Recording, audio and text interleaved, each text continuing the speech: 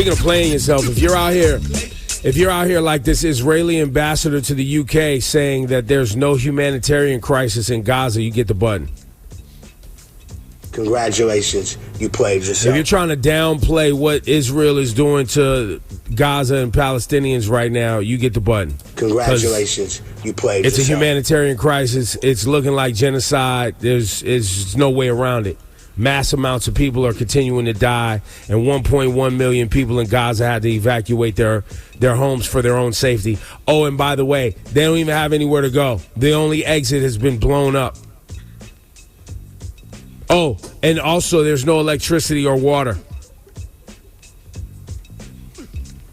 So, yeah, let's not just act like it's just another day, because that's definitely not what it is at all. And further, go ahead, Rosenberg. What were we gonna say? This has been bothering me. I don't like the word genocide being used, though. I don't. That's not accurate. How come? Because if you look up the definition of what a genocide is, while what's happening is absolutely horrible and disgusting, it's not what a genocide is. It's not textbook enough? No, it's not. If you look up what the Holocaust was or what the Armenian genocide was, which was the intentional slaughtering of an entire group of people systematically, not in the context of war, but you're literally lining people up in camps and just murdering them one at a time, it's just not a genocide. I mean, it could become that, though. That's the problem. It could, but my only issue with this is that what's happening is hard, and not that you meant it this way, Ebro, but what's happening is horrible enough without people just being loose with their language and throwing other words on it. And I've been seeing that thrown everywhere. It's a genocide. So I'm like, you know what? Let me go look up what a genocide is. It's not that. And it's absolutely horrid and wrong, and now I'll get crucified for saying that. But I'm sorry, I think people's words in this situation matter. And that's not exactly what this is. Well, yeah, I think so, too. I think it is a systematic slaughter, though. Because I don't think the people caught in between realize that they're just pawns in a game, and it is a systematic slaughter. And it is them being trapped in a certain area and bombs just being dropped on them and they can't get out. So you mean specifically this moment right now? Yes. You don't mean historically or forever. You mean right now that is what's happening. Right now. Yeah, right now there are people who are trapped and there's bombs being dropped on them and humanitarian aid can't get to them. And the way it feels today is that this is a systematic slaughter. This was set up for this. Because that's how I've been taking it, Rosenberg. Like right now, what's happening right now is that. But even that would be your guess at what you're seeing. Well, I think it also plays right, but it also plays into people calling it an open air prison from the beginning too, right? Like I think that's part of why people are using that word. I mean, would it be better if we called it mass murder? I mean, I don't know. I mean, people are just getting killed in large numbers. Yeah, it's horrible For who they are. But that's the thing. That's you saying that it's for who they are, as opposed to the argument that it is a war to destroy Hamas that they are going to finish. Now, I'm not supporting that. I think it should absolutely end. I disagree with it for the safety and well-being of the Palestinian people and the safety and well-being of the Israeli people. I am against it in every single way. But I'm saying it is conjecture to say that's why they're doing it. I know that doesn't sound popular. I know you aren't going to like that I'm saying that, but I'm sorry. That is still us suggesting that's what it looks like, as opposed to it being a war effort, which people have done throughout history, including our own nation, a million times. Oh, for sure. Oh, you can hit the United States. United States loves supporting a good apartheid genocide. No, and I don't mean that. I mean specifically executing it, dropping bombs on places where people are going to die. I don't know that I've ever even heard people refer to what we did in Hiroshima and Nagasaki as a genocide. You're talking about 1 million people at one time, specifically and only women and children. Yeah, but I think and the only reason that's probably never been used is because it happened. When it happened, there weren't people activating online to understand what was happening. In fact, it's happening other places in the world at any given moment, and people aren't activating to talk about it online. We talked about it the other day. It's absolutely happening. So if I sound defensive about it, it's because what's happening is horrific. You guys know how I feel about it. It needs to stop. It makes absolutely no sense. Maybe I'm one step short of saying that I believe it's completely intentional just to kill innocent people. That may be I think my that's own because naivete. I don't know. Well, no, they want to. There are factions, and we talked about this just the other day, Rosenberg. Who are those two people that Netanyahu's crazy ass put in his cabinet that specifically want to wipe out Palestinians? That is their motive. Yeah, they have said that previously. Yeah, I forget what their names are. That is their whole motive. Bro, so people are being targeted for who they are. Yes. Well, again, you're going to put me in a situation of defending people I hate, but I'm just saying it's still us suggesting it. You know what I'm saying? Well, however you want to label it, mass murder is happening right now.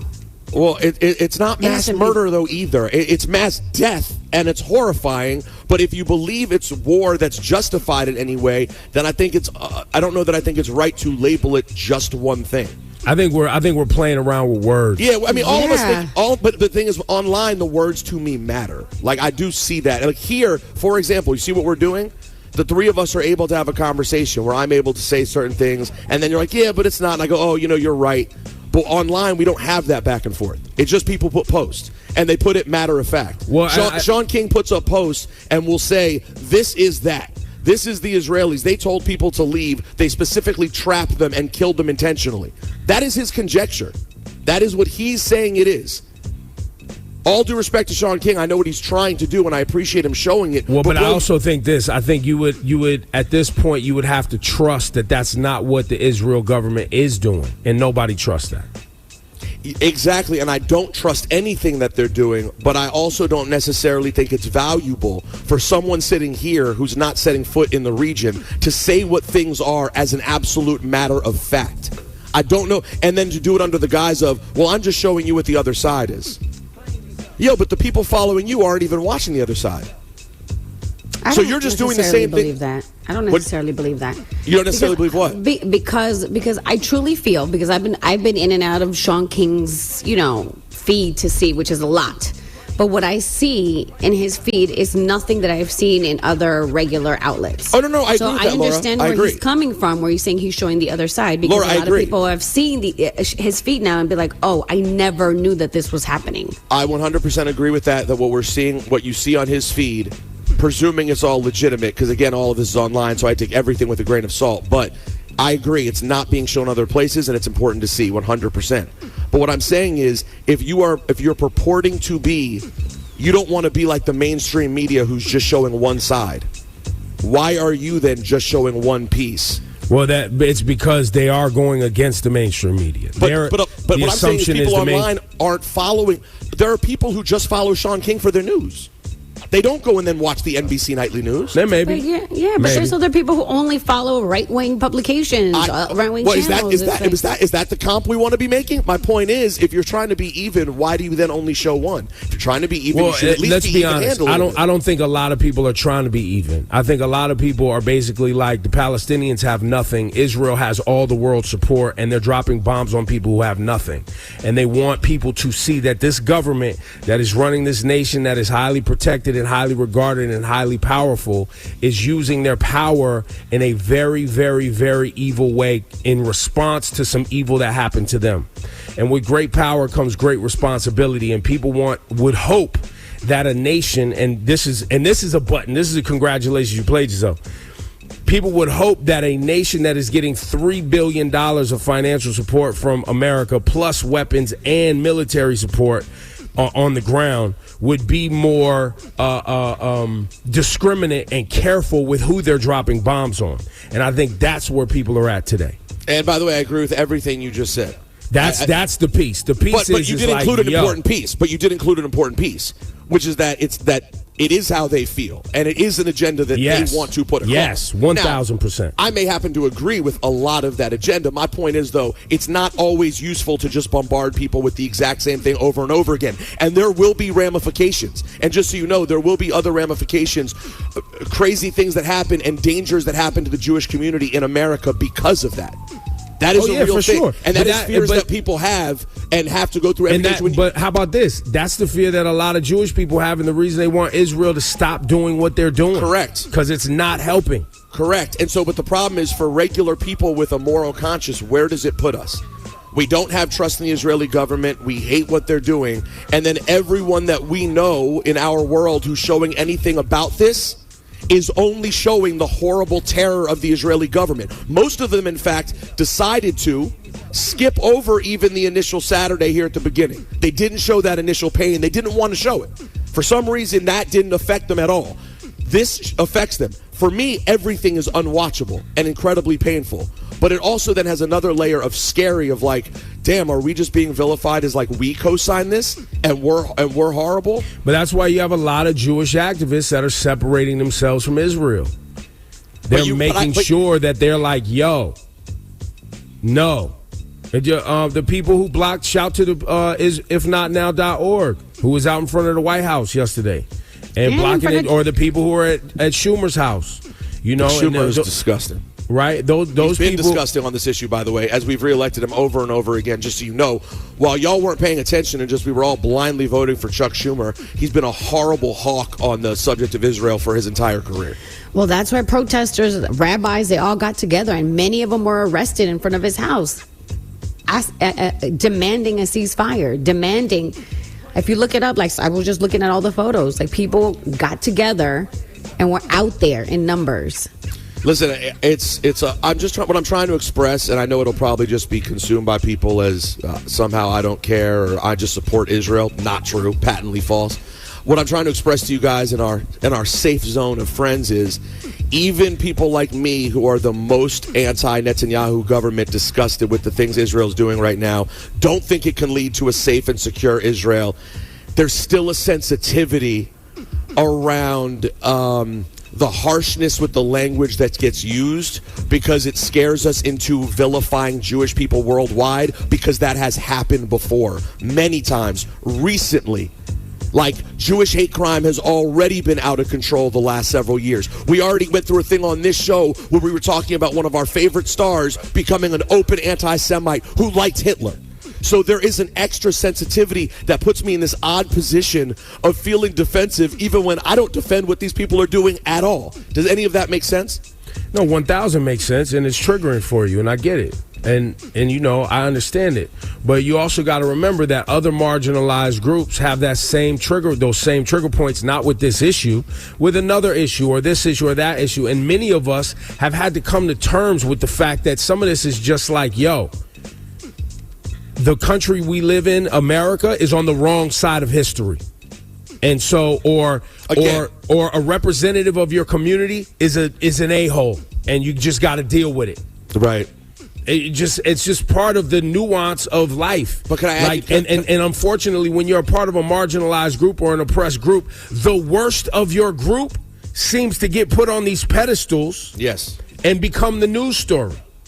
But then there's a double whammy here that's so hard, right? Because it's coming. Because, you know, we have these conversations. Again, y'all aren't paying attention. When I say y'all, not you, the FOTS, but the mainstream public, they don't know. We have this conversation all the time. The conversation got increasingly difficult in the days after October 7th because of the carnage that I saw of these innocent Jewish people who had nothing to do with anything, right? So it puts you on extra heightened sensitivity. But then, boom, immediately we're into the throes of this subject, of course, as it needs to be right after. Then you factor on top of that, Ebro, the fact that I still don't understand how absolute anti-Semites like Marjorie Taylor Greene get on camera and vow their support for Israel. I mean, I don't understand it. I literally don't. So boom. I don't. And Shawnee, we could just cancel the whole segment and we could hit everybody with a congratulations, you played yourself. Just hit everybody with it. Because now we can let's get into the weeds. You played yourself. Jews have been used and are constantly used as pawns in a global political game. And Israel has been used as a pawn in a game for America to use Israel to keep close proximity and control of a region for money. And when this thing happened on October 7th? October 7th, yeah.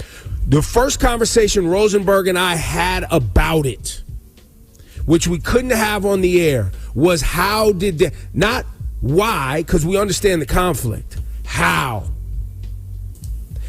did people who intended to murder other humans fly in on parachutes out of a region that has been an open air prison, that has been a region in Gaza that has been under high scrutiny and security. There's cameras everywhere. And a full blockade on And a all full sides. blockade. And so, boom. And then who let a music festival happen 3 miles from that blockade?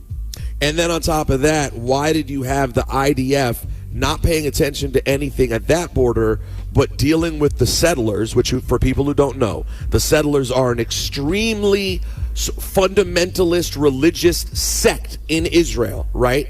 That keeps pushing and pushing and doing crazy things in the West Bank and other places, pushing their settlements further. Those people were being protected by the IDF, and they weren't paying attention somehow to what was happening. And then Ebro, after the psychotic murderers came in and started killing indiscriminately innocent Jewish folks who were just living their life, walking into their homes, slaughtering an entire town. Yo, did you see the story the other day? There were people waiting for help. It never came. That's right. Some people got saved by their own father, who drove hours to get there with a gun himself. How? And and correct me if I'm wrong, but I could have sworn that I read that.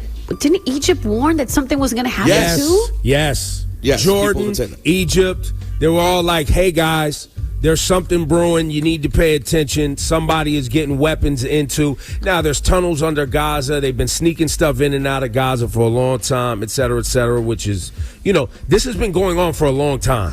Wait, so back to your original point, though. Don't lose that, though, because I asked the question, how is it Marjorie Taylor Greene and these racist and anti-Semites seem to supposedly support Israel? Make it make sense. Well, because they're religious psychos. And once again, this land, this territory, Israel, is used as this catalyst for people who really want what took place in the Bible to return to planet Earth. And they pump tons of money into supporting Netanyahu, Zionists, racists, white supremacists who are in Israel, which is a whole other crazy circus of psychos. Right, and that is a faction within Israel, because you have to understand most of the population of Israel are secular, normal people. But you know what people go to Israel and do? Ebro, they party and have a good time. They go to the beach and go to clubs. They're not religious. But it's driven by, and here's if you really want to get bugged out, it gets all driven by, just like this country's driven by the religious right. The religious right in Israel, the far-right Orthodox in Israel who push the everything. Yo, do you know these people aren't serving in the army? Wow, I didn't know that. Yes, they've been fighting to get a cutout. So if you are in school studying Torah, you don't have to go with everyone else in your country. They want war, but they don't want to go to war. They want to get an exemption. They're looking for an Orthodox exemption in the military, for which, in case you guys don't know, once you're 18 in Israel, everyone joins the military. So anyone you might know who is Israeli and has Israeli family, if they have people in their life like under the age of, I think 49, men are getting called up, hundreds of thousands. Everyone has to go. You're in the reserves. It's just how it is. Orthodox don't want that for them. They just want to push the whole conversation. So this whole thing, Ebro, they're essentially Israel. It ends up being a pawn. Shout out to Immortal Technique, who was verbalizing this online.